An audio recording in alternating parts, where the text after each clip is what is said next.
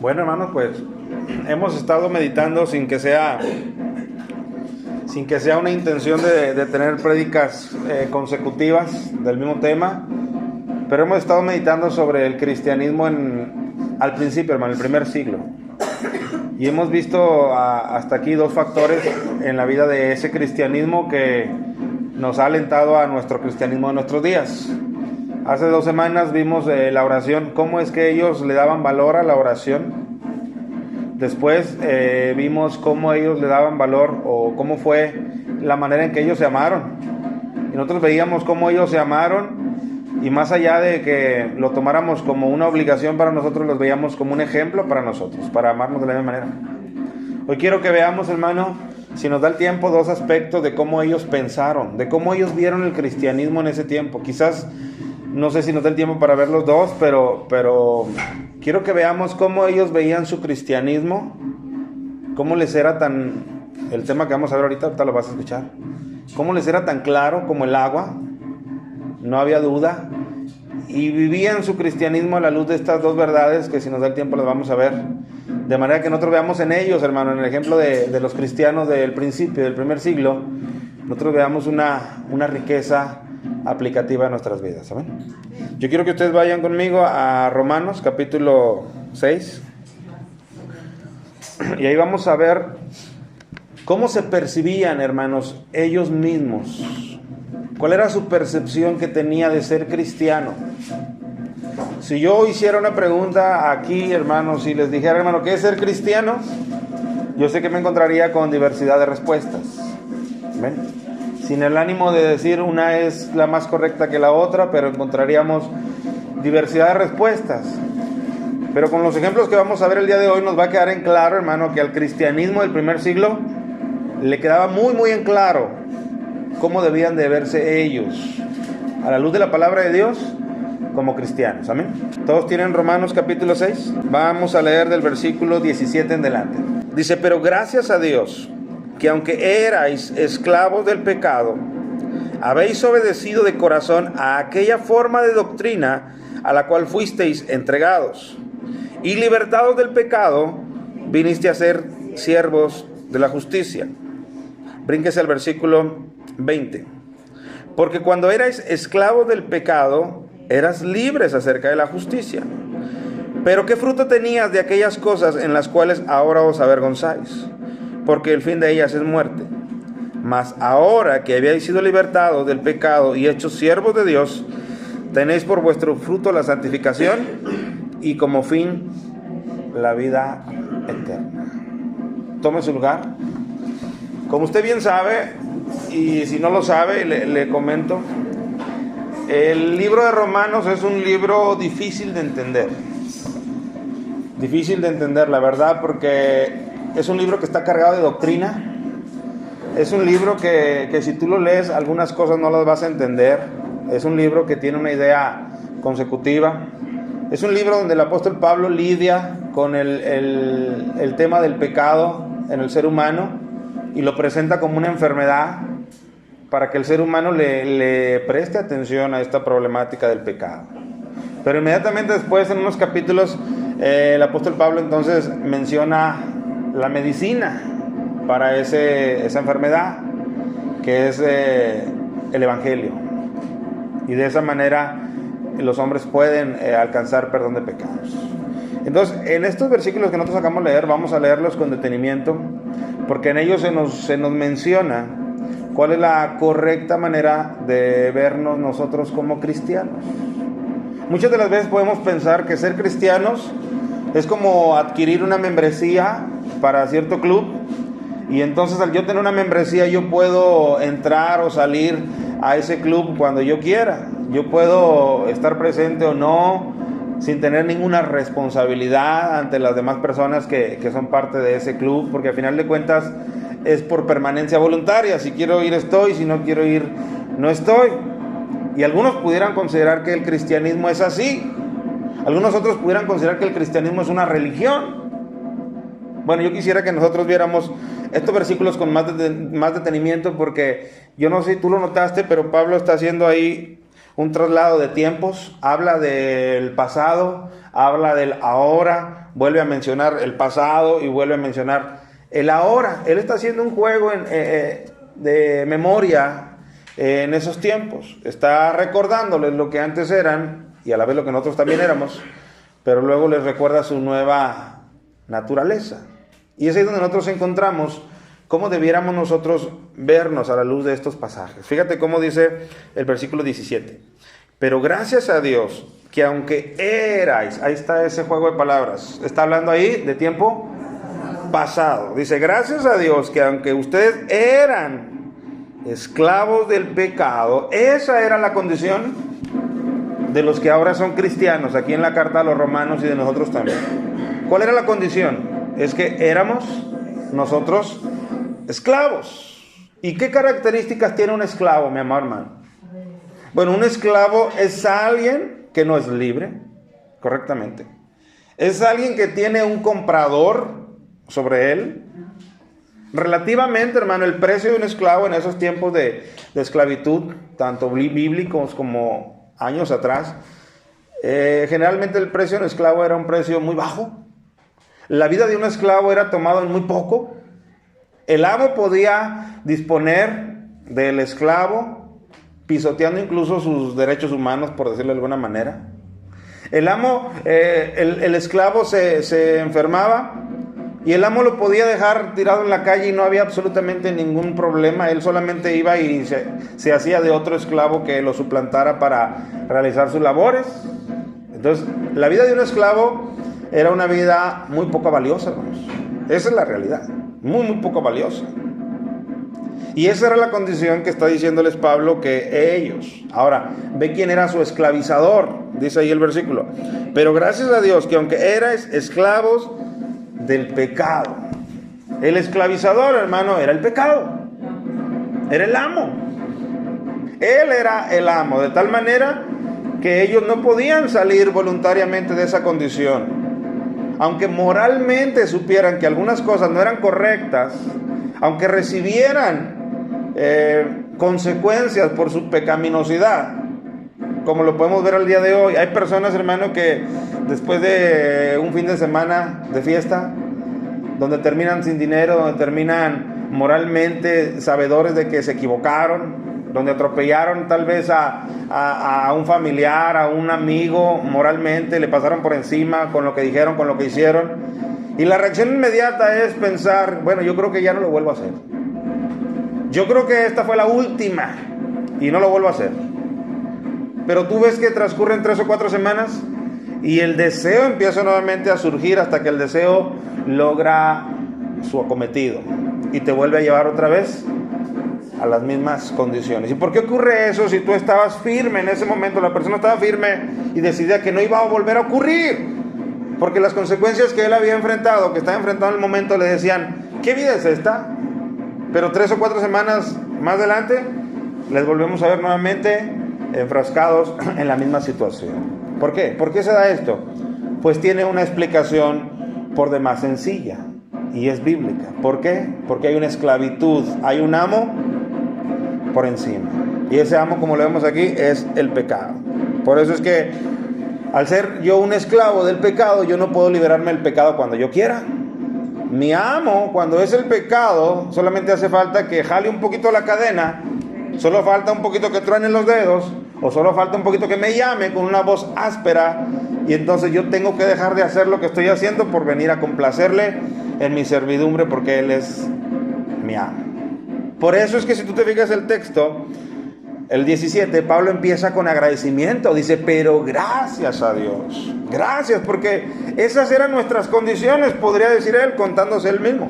Esas eran nuestras condiciones, pero gracias a Dios, que aunque éramos esclavos del pecado, dice, habéis obedecido de corazón a aquella forma de doctrina a la cual fuisteis entregados. Bueno, y para hacerlo más sintetizado y más claro, dice, le doy gracias a Dios, que aunque estábamos con un amo que era el pecado, un día nos fue llegado hasta nosotros aquella forma de doctrina, o sea, en otras palabras, el Evangelio. Un día el Evangelio retocó a nuestros oídos. Y escucha lo que dice ahí. Habéis obedecido de corazón a aquella forma de doctrina a la cual fuisteis entregados. Y ve las consecuencias de escuchar el Evangelio y creer al Evangelio de corazón. Nota cómo dice el versículo 18.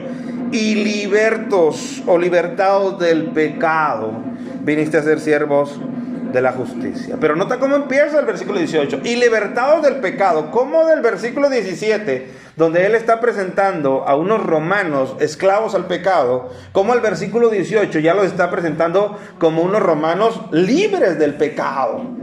Y sobre todo de un amo que no los quería dejar. Un amo que sacaba ventaja de ellos.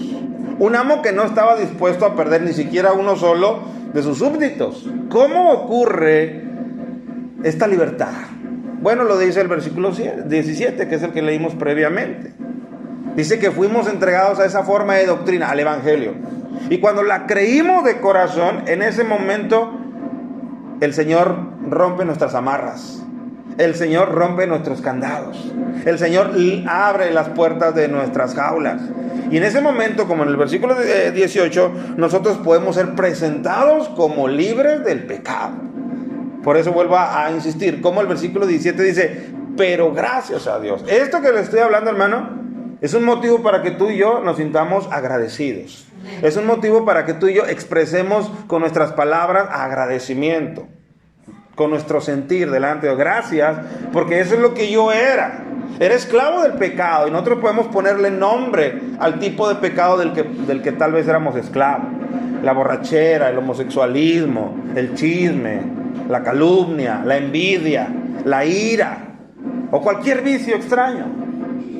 Le pudiéramos poner como nombre al pecado, pero gracias a Dios que fuimos libres del pecado. Amén. Ahora esto es solamente introducción, porque yo quiero que veamos cómo es que los cristianos del primer siglo se veían a sí mismos. Fíjate lo que les dice Pablo después de que el versículo 18 dice, y libertados del pecado, viniste a ser siervos de la justicia. Salud. Siervos de la justicia. Cuando tú eres un esclavo del pecado, en esa libertad, en esa apertura, Cristo vino y te hizo ahora un siervo de la justicia. Pero hay un pequeño o un muy grande detalle, hermano, en cuanto a la traducción de la Biblia que tenemos nosotros. La palabra empleada, la palabra griega, que es en el idioma que se escribió el Nuevo Testamento, la palabra empleada donde dice viniste a ser siervo de la justicia, es la palabra doulos. Y es exactamente la misma palabra que se encuentra unos versículos atrás donde nosotros leímos, donde dice que éramos esclavos del pecado. Es la misma palabra, es doulos. Entonces los traductores, amados hermanos, cuando traducen en Reina Valera, que es la versión que nosotros leemos de la Biblia, bueno, la mayoría, cuando ellos traducen, ellos en vez de traducir correctamente la palabra esclavos, ellos la traducen por la palabra siervos, que parece tener un sentido muy parecido, pero no es igual. Y la razón, hermano, yo escuchaba sobre esta razón de traducir de esta manera, es porque los traductores en este tiempo, pues había un completo rechazo al tema que se vivía en sus días de esclavitud. Era cuando se les esclavizaba todavía, o era legal o permitido la esclavitud. Por lo tanto, ellos trataron de quitar este problema y no meterse en líos al traducir como realmente los autores del Nuevo Testamento escribieron. Pero la palabra que está ahí en el original es la palabra doulos, o sea, la palabra esclavo. O sea, en otras palabras, el texto realmente dice, y libertados del pecado, viniste a ser esclavos de la justicia. Amén. Esclavo de la justicia. ¿Y cuál es la diferencia entre un siervo y un esclavo? Bueno, la diferencia sí es muy notoria, hermanos. Es muy notoria porque un siervo es alguien al que yo contrato, una servidumbre al que yo contrato. Pero un esclavo es alguien a quien yo compro. Y por lo tanto, al yo comprarlo, me pertenece. Y esa es una grande diferencia, porque muchos cristianos, hermano, al no entender que cuando nosotros venimos de ser esclavos del pecado y somos libertados, venimos nosotros a ser ahora esclavos, pero ahora esclavos del Señor. Pero no debes tú de sentirte de ninguna manera mal, porque ahorita yo te voy a mencionar algunas características de este tipo de esclavitud. Es una esclavitud de muchos privilegios, el ser esclavos de Cristo. Pero a ellos, hermano, les quedó demasiado claro el concepto. Tanto que en todos los lugares donde ellos se definen como esclavos. Por ejemplo, quisiera que fueran rápidamente a la presentación de Pedro, en 2 de Pedro capítulo 1, versículo 1. Simón Pedro, siervo y apóstol de Jesucristo, a los que habéis alcanzado por la justicia de nuestro Dios y Salvador Jesucristo. Amén. Hasta ahí, si gustas. Fíjense bien. Simón Pedro se presenta por nombre. Y luego él dice, siervo y apóstol de Jesucristo. Y ahí en esa presentación que él hace de sí mismo, la palabra original es doulos, otra vez. Por lo tanto, él se presenta antes incluso de presentarse como el apóstol Pedro. Él dice, yo soy un esclavo del Señor Jesucristo. Entonces, al cristianismo del primer siglo, a la primera iglesia le quedaba muy claro que los que habían sido esclavos del pecado y luego libertados por la gracia del Señor a través del Evangelio, venían a convertirse ahora en esclavos de Jesucristo. Si tú lees, por ejemplo, en Judas, hermano, por favor ahí. Judas está un poquito adelante. Judas capítulo 1, versículo 1, cuando Judas hace también su presentación de él mismo. Y ya estamos con otro autor, Judas. Y ve cómo se presenta Judas, por favor. Judas, siervo de Jesucristo y hermano de Jacob, a los llamados santificados. Amén. Fíjate, él vuelve a presentarse y dice, Judas, ese es mi nombre, pero soy un doulos, un esclavo. Él vuelve a presentarse como un esclavo. O sea, Pedro lo tenía claro, Judas lo tenía claro. Si tú vas a Santiago, que es otro personaje que escribe en su epístola, capítulo 1, versículo 1, cuando él se presenta, Santiago, ¿cómo se presenta, hermano? Santiago, siervo de Dios. Y sabemos que la palabra que están escribiendo en griego es la palabra doulos, la cual quiere decir esclavo. Entonces, cada uno de los autores, hermano, del Nuevo Testamento, al menos de los líderes, antes incluso de presentarse a sí mismo como apóstoles o como enviados, se presentaban a sí mismos como esclavos, y lo hacían voluntariamente, y lo hacían sin ninguna dificultad en poder reconocerlo en sus vidas. Yo soy un esclavo de Jesucristo, ellos decían. O sea, yo soy propiedad del Señor Jesucristo. Y muchas veces para el cristianismo de nuestros días, hermano, es muy difícil entender este concepto. Yo sé y entiendo que para ellos les fue más ventajoso que en sus días la esclavitud era algo cotidiano, normal, la esclavitud, y ellos lo conocían a flor de piel. En nuestros días, pues la esclavitud ya está muy erradicada. Ya hay derechos, ya hay constituciones que protegen este tipo de cosas. Pero en los días de ellos era muy claro, por lo tanto, a ellos les fue más fácil identificar que tu comprador, que ahorita voy a hablar de eso, que tu comprador, en este caso Jesucristo, ahora vendría a ser tu amo, tu dueño o tu poseedor.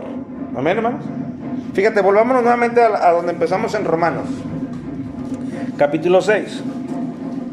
Vuelvo a leer el verso 17. Pero gracias a Dios, que aunque erais esclavos del pecado, habéis obedecido de corazón aquella forma de doctrina a la cual fuiste entregados, el Evangelio, y libertados del pecado, porque el Evangelio liberta, viniste a ser esclavos de la justicia.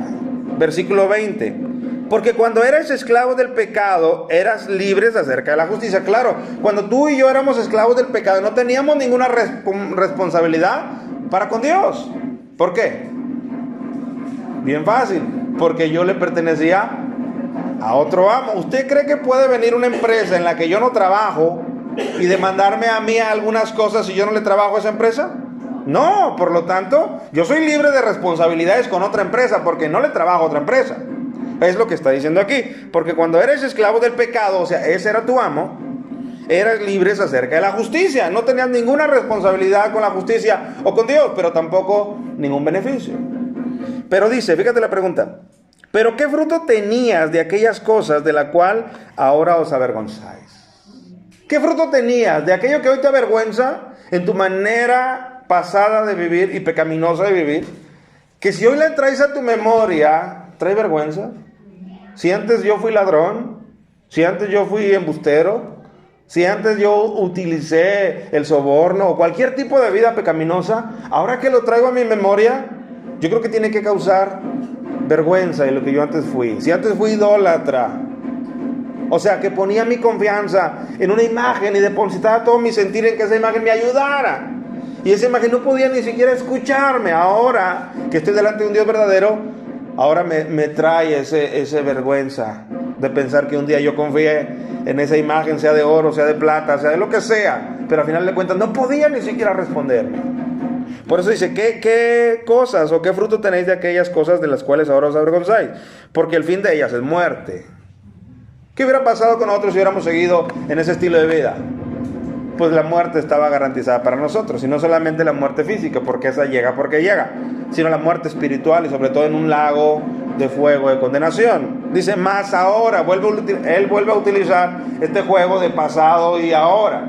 Mas ahora que habéis sido libertados del pecado y hechos siervos de Dios, otra vez la palabra dulos, esclavos de Dios, tenéis por fruto la santificación y como fin la vida eterna. ¿No es algo maravilloso, hermano? Que si lo que antes estaba preparado para ti y para mí era la muerte, ahora lo que está preparado, porque si como fin o como finalidad o a donde vamos a llegar es una vida eterna. Entonces ahí cuando yo leo este texto, yo creo que se tienen que caer todas las barreras de incomodidad ante yo considerarme un esclavo de Jesucristo, porque este tipo de esclavitud delante de Cristo tiene beneficios incomparables, hermano. ¿Por qué? Porque al ser yo esclavo de Jesucristo y verme como tal, yo sé que tengo una vida eterna que me está esperando. Amén. Quiero que avancemos, hermano, a 1 Corintios capítulo 6 y luego vamos a volver a Romanos. 1 Corintios capítulo 6, 19. Están tocando aquí un tema de pecado sexual, una inmoralidad sexual que los corintios estaban practicando. Y al estarla practicando, como que sus conciencias estaban anestesiadas, porque no la veían como algo pecaminoso. Se presentaban en la congregación, alababan a Dios, pasaban unos días y volvían a sus prácticas inmorales, pecaminosas, y no había ningún sentido de culpa. Y escucha lo que dice 1 Corintios 1:19. ¿O ignoráis que vuestro cuerpo es el templo del Espíritu Santo? Dice, ustedes, hermanos de Corintios, ustedes ignoran una cosa muy importante. El día que ustedes creyeron, Dios introdujo en ustedes su Santo Espíritu. ¿Para qué? Para que éste les ayude en la vida cristiana. Y ustedes ignoran que vuestros cuerpos es el templo del Espíritu Santo, el cual está en vosotros. Y escucha, el cual tenéis de Dios y que no sois vuestros. Ustedes están ignorando que ustedes no se pertenecen a ustedes mismos. ¿Por qué? Porque ustedes tienen un amo. ¿Cuál amo? El que los compró a libertarlos de la esclavitud de su amo anterior, que era el pecado. Ahora ve lo contundente que es el versículo 20, para que no quede claro a los corintios inmorales que pudieran defender su mala práctica. Escucha lo que dice el verso 20. Porque habéis sido comprados por precio. Dice, porque ustedes fueron comprados por precio, corintios. No se les olvide. Bueno, yo quisiera ver cuál es el precio por el cual los corintios fueron comprados y a la vez por cuál precio también yo fui comprado. Así que yo quiero que detengas un momento ahí tu mano en ese versículo y que te transporte rápidamente a 1 de Pedro. 1 de Pedro capítulo 1 versículo 17. Escúchenlo por favor, presten atención. Y si invocáis por Padre a aquel que sin acepción de personas juzga según la obra de cada uno, conducíos en temor todo el tiempo de vuestra peregrinación, o sea, de nuestra vida. Dice, sabiendo, esta manera de conducirnos en temor tiene que ser motivada por esto que tú tienes que saber. Escucha, sabiendo que fuiste rescatados de vuestra vana manera de vivir, o sea, de vuestra manera pecaminosa de vivir. Si es que fui homicida, si es que fui ladrón, si es que fui lo que haya sido, yo fui rescatado de ahí. sabiendo que fuiste rescatado de vuestra vana manera de vivir, la cual recibiste de vuestros padres. Escucha, no con cosas corruptibles, como con oro o plata. ¿Por qué? Porque estamos leyendo nosotros en el versículo de 1 Corintios, que Pablo le dice a los corintios, por precio fuisteis comprados.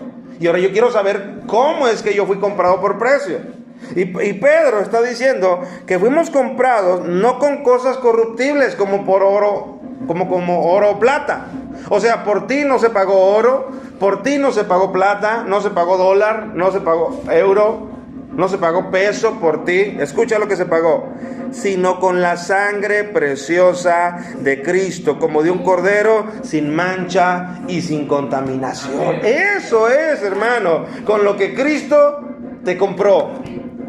Eso es con lo que Cristo, cuando pasó a un lado tuyo y dio un título de propiedad sobre tu cabeza, y ese título de propiedad decía pecado, Satanás, infierno, Él se detuvo delante de ti y preguntó por ti y dijo, lo compro. Y para garantizar su compra, Él dijo, voy a pagar sangre. Una sangre preciosa como de un cordero sin mancha. E incluso para poder comprarte, fíjate lo maravilloso, para poder comprarte, estamos hablando ya del momento de la compra, pero para poder comprarte, toda su vida Él se guardó de pecado. Por eso dice, como de un cordero sin mancha y sin contaminación. Toda su vida Él se guardó de pecado, Él no mintió, Él no robó, Él no adulteró, para poder comprarte con una sangre preciosa, que no tuviera ninguna tacha. Y de esa manera Él te compró. Entonces, cada uno de los 33 años físicamente que Él vivió en esta tierra aproximadamente, Él vivió esos años pensando en la compra que iba a hacer de ti. Guardando su vida, guardando sus labios, para tener una sangre digna que pudiera comprarte. Así que si nosotros volvemos a 1 Corintios, donde estamos, dice, porque habéis sido comprados por precio. Ahora, ya tú sabes cuál es el precio que se ha pagado por ti. ¿Cuál es el precio? La sangre preciosa de Cristo, como la de un cordero sin mancha. Ese es el pago que se hizo en ese momento por ti en la cruz del Calvario. Eso es maravilloso, hermano. Eso es para que yo entienda, como dice el versículo anterior, que no soy vuestro, o sea, no soy de mi propia propiedad, valga la redundancia. No soy mi propio amo. Yo le pertenezco a un comprador, el cual pagó con su vida. Imagínate este hecho. El comprador está pagando no con sus recursos, con su vida, por ti, con su sangre, por ti. Gracias a Dios. Para que tú quedes impactado por el tipo de comprador que Él es. Y que tú, cuando quedes impactado por el tipo de comprador que Él es, tú digas, yo le quiero a Él servir. Si antes yo le servía al pecado porque era esclavo, pues con más ganas yo le quiero servir a este comprador que dio su vida para pagar por mi libertad. Por eso fíjate cómo dice, porque habéis sido comprados por precio. Y escucha lo que dice enseguida, glorificad pues a Dios en vuestro cuerpo y vuestro espíritu, los cuales son de Dios, los cuales le pertenecen a Dios. Amén, hermano. Entonces el cristianismo del primer siglo, esta compra la entendió muy clara. Todos ellos se sabían en anterioridad que eran propiedad del pecado y con sus consecuencias. Pero todos ellos se dieron cuenta que el evangelio fue el que les trajo a ellos la luz de que alguien los había comprado, de que alguien quería pagar precio por ellos y pagó sangre. Y todo el cristianismo del primer siglo entendió que ellos se debían a un amo, y a ese amo era el que querían servir. Y esa es una grande diferencia con el cristianismo que vivimos al día de hoy.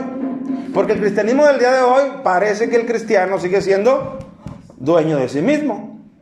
Sí fui lavado con la sangre de Cristo, pero yo sigo siendo mi propio amo, porque cuando yo quiero obedecer las indicaciones de ese amo, yo primero las filtro a ver si me conviene esa obediencia, y si no me conviene, yo rechazo esa indicación que el amo me está dando. Y esto no es ni por cerca lo que es una relación de un amo y un esclavo. ¿Tú crees que un esclavo se le puede poner al amo y decirle, no, hoy no quiero lavar los baños, hoy lávelos usted? No se le puede, porque entonces él no es un esclavo, o el otro no es un amo, porque no tiene la autoridad ni la facultad para infundir en él obediencia. Y muchas de las veces nuestro cristianismo de estos días, tal parece que así es. Oh, me gozo porque soy comprado. Sí, soy comprado, pero Dios me dejó amo de mí mismo. Te equivocas. Nosotros somos comprados y nos debemos a un amo. Y el cristianismo del primer siglo lo entendió y lo vivió. Y tú ves a los escritores, Judas, Santiago, Pedro, presentándose ante la congregación, y ellos dicen, nosotros somos primeramente esclavos de Jesucristo. Yo creo que eso cambiaría mucho nuestro cristianismo actual. Mi vida cristiana cambiaría mucho si esta verdad yo la tengo bien en mente y bien en mi corazón asentada. Hay uno que me compró y a él me debo. Amén, hermanos. Ahora yo quiero que veamos ahora en Romanos capítulo 8 algo inimaginable, así, inimaginable para un esclavo. ¿Cuál era, hermano? ¿Cuál era, digamos,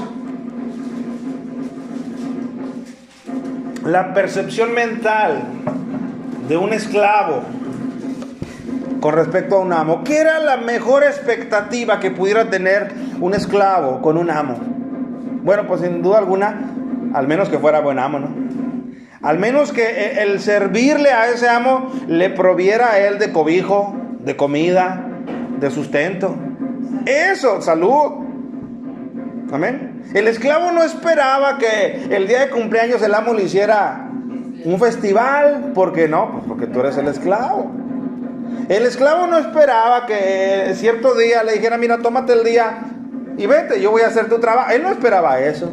Yo me imagino que un esclavo, lo que tenía en su mente como concepto de un buen amo, es al menos aquel que no me golpee. Al menos aquel que yo pueda estar bajo su techo. Yo creo que esa era una de las mejores aspiraciones del esclavo en los tiempos de esclavitud, porque había cada amo, hermano, que si no hacías bien la tarea, eran látigos, o era que te cuelguen del cuello, o era una bala, y no se perdía nada. Nada se perdía. Tú puedes ver películas de esclavitud, y esa era la manera y la forma en que se vivía. Entonces yo me imagino que la mejor de las concepciones de cualquier siervo era al menos tener alimento en la casa del amo, y ya con eso me doy por bien servido. Pero escucha la relación del amo con los esclavos cristianos. Romanos 8:14. ¿Lo tienen? Porque todos los que son guiados por el Espíritu de Dios, estos son hijos de Dios. Fíjate, porque todos los que son guiados por el Espíritu de Dios, estos son hijos de Dios. Amén. Y ahora, recuérdate el versículo que leímos en Corintios donde dice, ¿o no sabéis que el Espíritu Santo está en vosotros? Que lo tenéis de Dios y que no sois vuestros. O sea, cada uno de los comprados con la sangre de Cristo también, al igual que es comprado por la sangre de Cristo, es un beneficiario del Espíritu Santo que Dios mismo ha puesto en él. Y escucha, el que tengamos nosotros el Espíritu Santo nos da una identidad. ¿Qué identidad? Ahí lo dice claramente. ¿Qué identidad nos da el Espíritu Santo? Que somos hijos. Vuelvo a leerlo. Porque todos los que son guiados por el Espíritu Santo, el cual está dentro de nosotros, dice, estos son hijos de Dios. ¿Cuántos hijos de Dios hay aquí? ¿Cuántos que tienen el Espíritu Santo hay aquí? Y pueden decir, Dios, gracias. Bueno, fíjate lo que dice enseguida el versículo 15. Una vez que ya dejó en claro que aquellos que tienen el Espíritu Santo son hijos de Dios. Dice, pues no habéis recibido el espíritu de esclavitud para estar otra vez en temor, sino que habéis recibido el espíritu de adopción, por el cual clamamos, Abba, Padre. Esa frase, Abba, Padre, ni siquiera se pudo traducir al español. Porque es una frase, hermanos, más que una palabra, es una emotividad con la que el que la dice se expresa de su papá. Es algo parecido como decir, oh, amado Padre, oh, Padre querido. Es una expresión, hermano, que hace un hijo con mucho afecto a su papá. Eso quiere decir en el hebreo el Abba. Abba, Padre. Escucha nuevamente.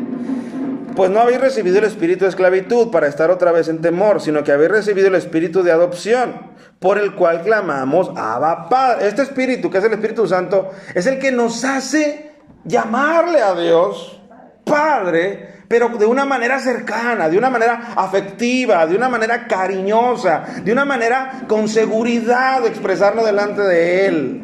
Amén.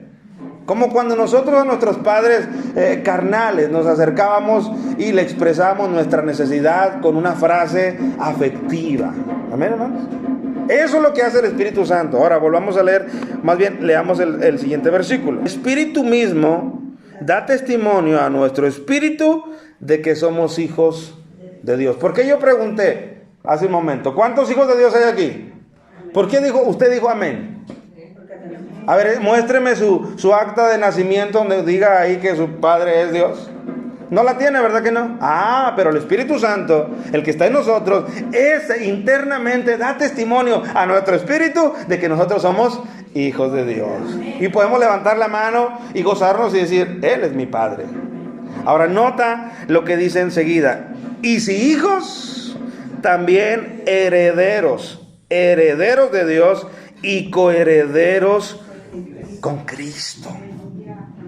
Fíjate, hermano, esta esclavitud de la que estoy hablando. Nosotros éramos esclavos del pecado. Vino el Evangelio y nos libertó. Fuimos comprados para un amo. Ahora somos esclavos de ese amo. Pero este amo hace lo que ningún otro amo jamás se ha atrevido a hacer. ¿Qué cosa? Eleva del rango de esclavos a sus comprados, los eleva a la altura de su hijo. Porque si tú notaste, fíjate cómo dice el versículo 17. Y si hijos, o sea, y si somos herederos, y si somos hijos, por consecuencia, también somos herederos. Hermanos, si yo muero el día de mañana, las pocas cosas que tengo, ¿quiénes son los beneficiarios directos de las pocas cosas que tengo? Mi esposa y mis hijos, ¿estamos de acuerdo? Y si yo hubiera pensado, no, pero yo no quiero que a mi hijo se le dé parte de lo mío. No, es que el solo hecho de que él sea mi hijo, eso a él le abre las puertas para que él sea beneficiario de lo que yo tengo. Entonces, esto es algo maravilloso, que yo siendo esclavo, yo sea ascendido a rango de heredero. Eso es algo maravilloso, hermano. Por eso es que esta gente del primer siglo, cuando se veían como esclavos de Cristo, no se veían como algo menos o como algo indecoroso. Al contrario, ellos presumían por todos lados: yo soy un dulos de Cristo, yo soy un esclavo de Cristo. ¿Por qué? Porque al ser esclavo también soy hecho heredero de Dios y coheredero con Cristo. ¿Qué quiere decir la palabra co? Que comparte. El co es la igualdad, a la misma altura. Imagínate, hermano, delante de los ojos de nuestro Dios, Él como alguien santo, sin mancha, y tú y yo como unos pecadores completamente, pero ante los ojos de Él, por esa compra que Él hizo de nosotros, por esa sangre preciosa que se derramó, ahora Él nos ve a nosotros como co-herederos con su Hijo Jesucristo. ¿No es maravilloso? Esto lo entendieron muy bien los cristianos del primer siglo. Por eso no les pesaba identificarse como a Pedro, incluso antes de decir yo soy el apóstol Pedro. Dice, no. Antes de ser el apóstol Pedro, yo soy Pedro el esclavo, podemos decirlo así. Yo soy el esclavo Pedro de Jesucristo. Y esto tal parece que la iglesia cristiana en nuestros días no lo ha entendido. Porque si nosotros escuchamos la palabra esclavo, como que sentimos un pequeño, yo no. No, hermano, es que ser esclavo de Cristo es el más alto de los privilegios que pueda haber. Porque el ser esclavo de Jesucristo me convierte en automático en hijo y a la vez en heredero de Dios. Y esto nunca jamás en ninguna cultura tú lo vas a ver. Que un amo, un poseedor de ranchos, de herencia, de dinero, llame al criado, al más bajo de sus criados y le diga: ven para acá porque te voy a hacer heredero con mi hijo. Y si ocurriera, ¿tú qué crees que diría el hijo? Papá, ¿qué pasó, papá? Yo soy... Y el hermano mayor de nosotros, ¿sabes qué dice? Yo fui el que los traje. Yo fui con mi muerte el que logré que ustedes vengan a estar conmigo. Hermano, el cristianismo del primer siglo lo entendió perfectamente. Amén, hermanos. Yo quisiera que nosotros lo entendiéramos perfectamente. Yo quisiera que donde quiera que tú avanzaras, tú supieras que tú eres un doulos, un esclavo, que se traduce como un siervo, pero un siervo es alguien que se contrata, no es alguien que se posee. Y por lo tanto nosotros fuimos alguien a quien se compró. ¿Estamos de acuerdo? No se nos contrató, se nos compró por sangre, por precio. Así que yo le pertenezco a Dios, yo le pertenezco a Cristo. Él es mi comprador, Él es mi amo hasta el día en que yo me muera. Y en eso me voy a deleitar, porque Él es un buen amo, el cual me ha ascendido de rango. Pero no quiero que se me olvide que soy esclavo. Amén, hermanos. Esto lo entendió muy bien la iglesia del primer siglo. Hay otra cosa, yo les dije que si nos daba el tiempo, yo quería que viéramos dos opciones, dos maneras de cómo se veía la iglesia del primer siglo. Quiero leer, ya vamos a dejar ahí este primer tema, este primer punto de ellos se veían como esclavos y no había problemas en nada. Yo quiero que ustedes vean también junto conmigo esta otra verdad que ellos, la iglesia, entendía, y es la inminencia o la cercanía de la venida de Cristo. Ellos también la tenían muy claro, y esta era otra verdad que a ellos los hacía reaccionar y vivir de una manera muy distinta a la que tú y yo vivimos. Vamos a leer algunos versículos. Por ejemplo, vayan a Filipenses capítulo 4. Y son dos verdades, hermano, bíblicas. No las estamos nosotros inventando, las estamos recordando en la vida de estos primeros cristianos. La primera, como ya lo vimos, ellos se veían a sí mismos libremente como esclavos. Fíjate qué paradoja, ¿no? Libremente como esclavos. Ahora en Filipenses capítulo 4, yo quiero que leamos desde el versículo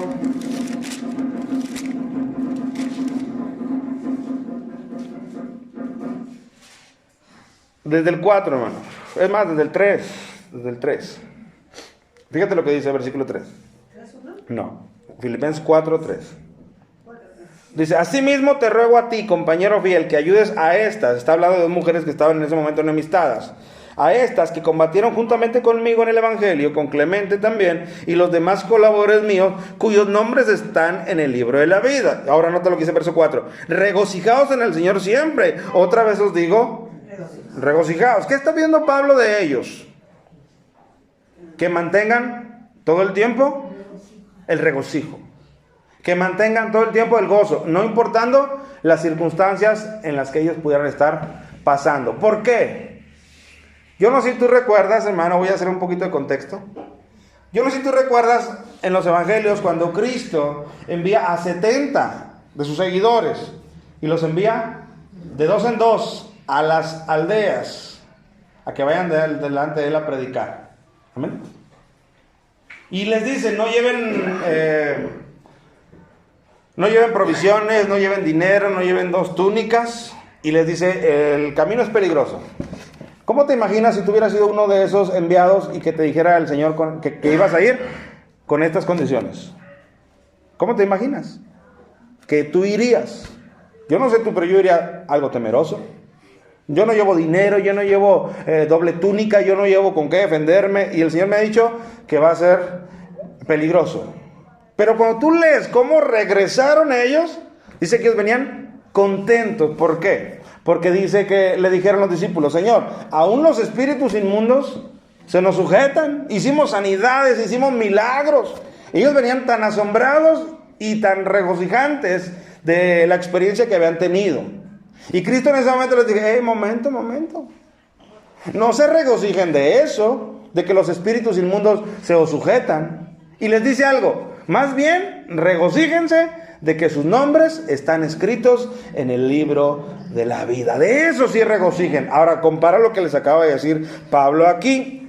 Dice, asimismo te ruego a ti, compañero fiel, que ayudes a estas que combatieron junto conmigo en el Evangelio, con Clemente también y los demás colaboradores míos, cuyos nombres están escritos en el libro de la vida. Es la misma referencia. Y luego les dice, regocijaos en el Señor siempre. Otra vez digo, regocijaos. O sea, que el regocijo esté basado en que tu nombre está escrito en el libro de la vida. ¿Estamos de acuerdo? Ahora vean el siguiente versículo.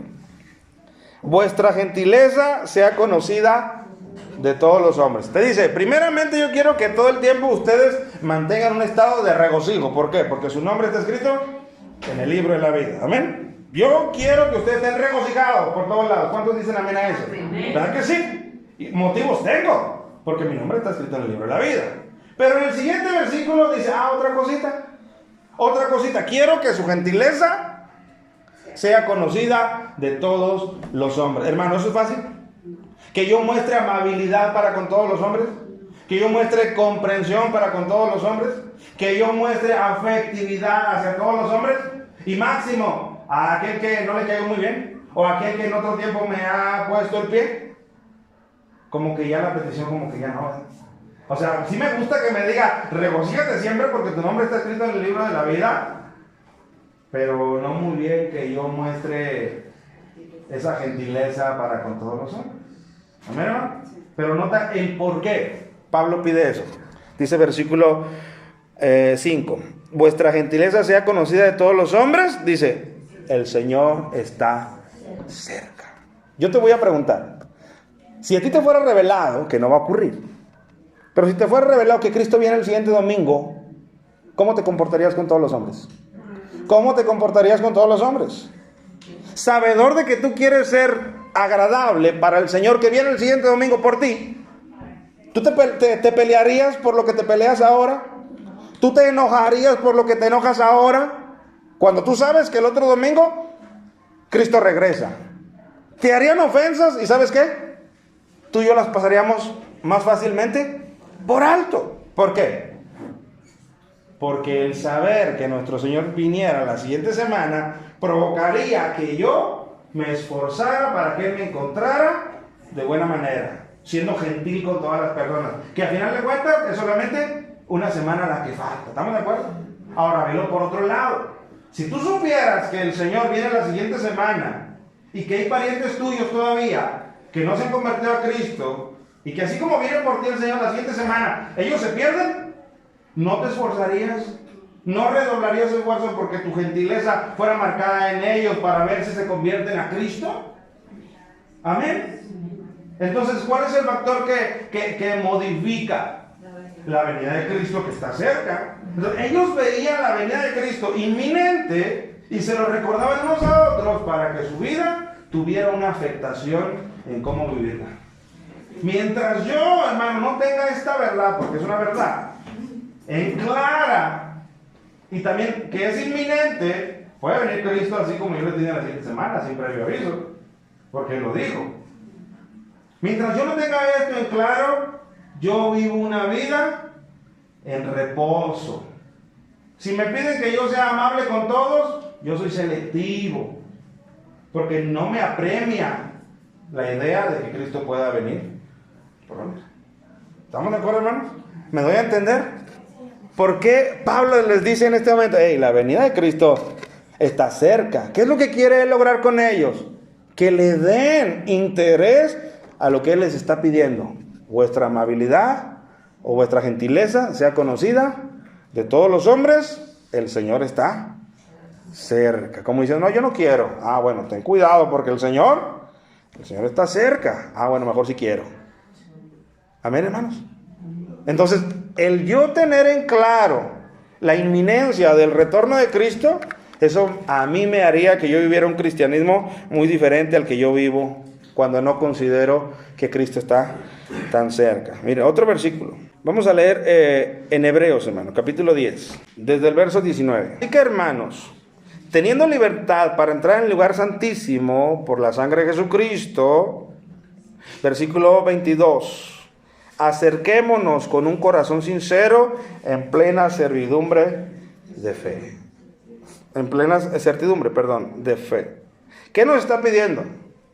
Que nosotros nos acerquemos a Dios. ¿Por qué? Porque tenemos ese acceso. Gloria a Dios que tú y yo tenemos un acceso libre a la presencia de nuestro Dios, sin caer fulminados. Y todo esto por el sacrificio de Cristo. Entonces dice, acerquémonos con corazón sincero, en plena certidumbre de fe, purificados los corazones de mala conciencia y lavados los cuerpos con agua pura. Por un lado se nos pide, acércate. Por otro lado, versículo 23, mantengamos firme, esto es donde yo quiero el énfasis, mantengamos firme sin fluctuar. ¿Qué es fluctuar? Ya lo he preguntado otras veces. Variación. O sea, a veces quiero, a veces no quiero, a veces tengo ánimo, a veces no tengo ánimo. Dice, mantengamos firmes, sin fluctuar, la profesión de nuestra esperanza, porque fiel es el que lo prometió. Y, escúchale, y considerémonos unos a otros para estimularnos al amor y a las buenas obras. ¿Qué me pide ahí? Que nos estimulemos, ¿quiénes, hermanos? Los creyentes. ¿Estamos de acuerdo? Dice, y considerémonos, o sea, que yo considere cuando mi hermano que se congrega junto conmigo está de ánimo decaído, y que yo considere su necesidad, y que yo haga algo en esa necesidad. Estoy hablando cuando alguien está en ánimo decaído, pero también que lo considere cuando su ánimo está bien. Pero dice, considerémonos unos a otros para estimularnos al amor y a las buenas obras. O sea, me quiere decir este versículo que yo no sea un cristiano individualista, que yo no vea solamente por lo mío, que yo considere el ánimo o la vida o el cómo se encuentra el otro hermano que se congrega junto conmigo. Y quiero seguir leyendo. Dice, no dejando de congregarnos como algunos tienen por costumbre, sino exhortándonos, y tanto más cuando veis que aquel día se acerca. Él les vuelve a hacer el recordatorio de que aquel día está cercano. Por lo tanto, ¿qué quiere lograr con esto de que aquel día se acerca? Porque si tanto más, Él quiere poner una cuña en ellos. Él quiere poner una motivación. ¿Para qué? Para que logren hacer interesadamente lo que les ha pedido en ese versículo. Él quiere que se motiven unos a otros, que se consideren unos a otros, que se estimulen unos a otros al amor y a las buenas obras, sabedores de que aquel día está cercano. Vuelvo a ponerte el mismo ejemplo, hermano. Si tú supieras que el siguiente domingo Cristo regresa, y Él regresa por una iglesia animada o no dividida, ¿tú qué harías? ¿No te esforzarías? ¿No te esforzarías por buscar al que no está animado, al que no está viniendo, al que no le está pasando bien? ¿Por qué? Porque la otra semana Cristo viene y viene por una iglesia. Entonces, nuevamente, el saber o la concientización de la inminencia de la venida de Cristo juega un papel determinante en el cómo se mueve el cristiano.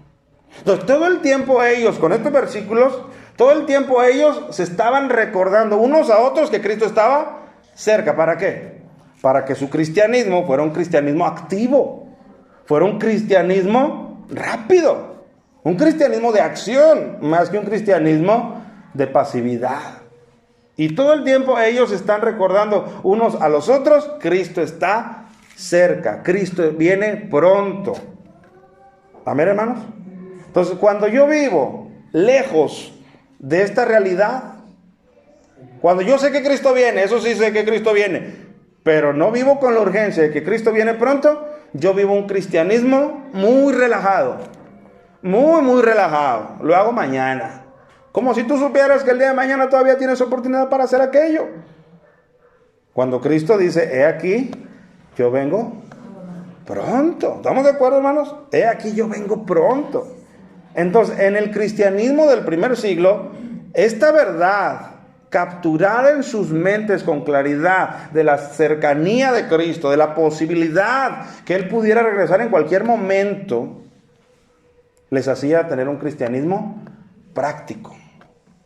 Si había cosas que no, entre ellos no se habían perdonado. Esta veracidad de que Cristo viene pronto, ¿qué les hacía, hermano? No, yo me arreglo, porque hay de mí si Cristo viene y yo voluntariamente no quiero arreglar aquella situación. Entonces la idea, que es una verdad, de la cercanía de Cristo, les hacía vivir un cristianismo diferenciado al que vivimos el día de hoy. Hoy soy muy pasivo, hermano. Hoy no me esfuerzo, al cabo tengo tiempo para esforzarme cuando me venga el problema. ¿Qué cristianismo tan frío? Hermano, yo tengo que saber, porque no estoy mintiendo. La inminencia de Cristo está por toda la Escritura. Él puede venir en cualquier momento. Y yo tengo que vivir en función de esa verdad. Por lo tanto, esta era otra idea, o otra verdad que les causaba a ellos, hermano, un impacto en su manera de vivir el cristianismo del primer siglo. Pero nosotros, hermano, vivimos un poquito diferente nuestro cristianismo, ¿verdad que sí? Y vaya que no tendría que haber diferencia, es el mismo Cristo, es el mismo amo, es la misma esperanza, es el mismo pago, el mismo premio. Pero ¿por qué no es el mismo estilo de vida?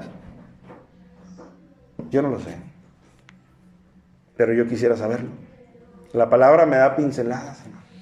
Entonces, la cercanía o la inminencia del retorno de Cristo era algo que les movía a un cristianismo diferente en esos días. Entonces, si tú te fijas, estas dos verdades que estamos hablando nosotros, era algo que la iglesia del primer siglo las tenía bien abrazadas, las tenía bien en mente. Eran conceptos veraces, pero sobre todo eran como, ¿cómo te diré? Como preceptos muy claros en sus iglesias. Y ese cristianismo era diferente. Ese cristianismo era un cristianismo que actuaba, que obraba, que se preocupaba. Voy a cerrar, hermano, con el último texto. Vayamos todos a 2 Tesalonicenses capítulo 2, versículo 1 y 2. Dice, pero con respecto a la venida de nuestro Señor Jesucristo y nuestra reunión con Él, hermano, cuando tú veas la venida del Señor Jesucristo, tienes que ver esta siguiente frase también. Y nuestra reunión con Él. ¿A qué Él viene, hermano? A reunirse contigo, a lograr que tú te reúnas con Él. Dice, os rogamos, hermanos, que no os dejéis mover fácilmente de vuestro modo de pensar. Ni os conturbéis, ni por espíritu, ni por palabra, ni por carta, como si fuera nuestra, en el sentido de que el día del Señor está cerca. Dice, no se dejen mover de este pensamiento. Y luego le empieza a comenzar que hay algunos que los han inquietado. Y eso lo voy a brincar porque quiero que vayas hasta el versículo 15, porque ahí es donde les pide la aplicación. Dice versículo 15, así que, hermanos, estad firmes y retened la doctrina que habéis aprendido, sea por palabra o por carta nuestra. El que tú sepas que la venida de Cristo está cerca, que te ayude, les dice Pablo a los tesalonicenses, que les ayude a que ustedes estén firmes y retengan la doctrina que habéis aprendido. Sea por palabra en las iglesias o sea por carta. Entonces, hermano, el que nosotros sepamos que Cristo está a las puertas, que Cristo está cerca, me tiene que hacer a mí, alguien que abrace con más fuerza la doctrina. Amén. ¿Por qué? Porque en estos días, hermano, hay muchos engañadores que están tratando de sacar las doctrinas bíblicas de la iglesia cristiana, de desestabilizar al cristianismo. Con mira, es que ahora sí, es que ahora sí, que ya puedes hacer aquello, ya puedes hacer lo otro. Hay mucha inmoralidad, hermano, que el enemigo está tratando de inyectar en las iglesias cristianas. Y desafortunadamente no se filtran a la luz de la doctrina y se dejan entrar. Y Pablo está diciendo, no se dejen mover de vuestro modo de pensar, en el sentido de que la venida del Señor está cerca. O sea, no se relajen. Al contrario, estad firmes. Entonces, estas dos, mis hermanos, enseñanzas bíblicas, cristianas, para toda iglesia, pareciera que estaban más vivas en la iglesia del primer siglo. ¿Cuáles dos doctrinas dijimos? El que ellos se veían a sí mismos claramente y con libertad como esclavos de Jesucristo, porque sabían cómo es que había ocurrido ese traslado. Eran esclavos del pecado con sus consecuencias. Un amo había venido y había pagado sangre por ellos para comprarlos y los había hecho ahora esclavos de ese amo, con unos privilegios que nunca antes en la historia se habían visto. Los había hecho coherederos juntamente con su hijo. Wow, yo quiero verme así, hermano. Yo quiero que no se me olvide cuando mi carnalidad me demande algunas cosas. Yo quiero que ahí esta palabra venga a mi mente y me diga, acuérdate que tienes un amo, que tu carne y tu espíritu son de Él. Al menos para que me estorbe en esos apetitos que la carne tiene. Si su espíritu me da el poder para tener la victoria, pues será doblemente glorioso. Amén. Pero yo tengo que tener esta verdad en mente. Yo soy un esclavo de Cristo, o de la justicia, como también le llaman Romanos. Y la otra idea, o la otra verdad que ellos tenían claramente marcada en sus iglesias, es la inminencia del retorno de Cristo, el cual les hacía preocuparse y acelerarse por vivir un cristianismo grato delante de su Señor. Amén, hermanos. Yo les animo y les invito para que estas dos ideas las volvamos a revivir, y que no solamente sean ideas y verdades tomadas en cuenta en el primer siglo, sino también en nuestras vidas, de manera que me alienten a vivir un cristianismo diferente. Amén. No quiero vivir un cristianismo diferente al hermano que está a un lado. Quiero vivir un cristianismo diferente al que yo he vivido en mucho tiempo.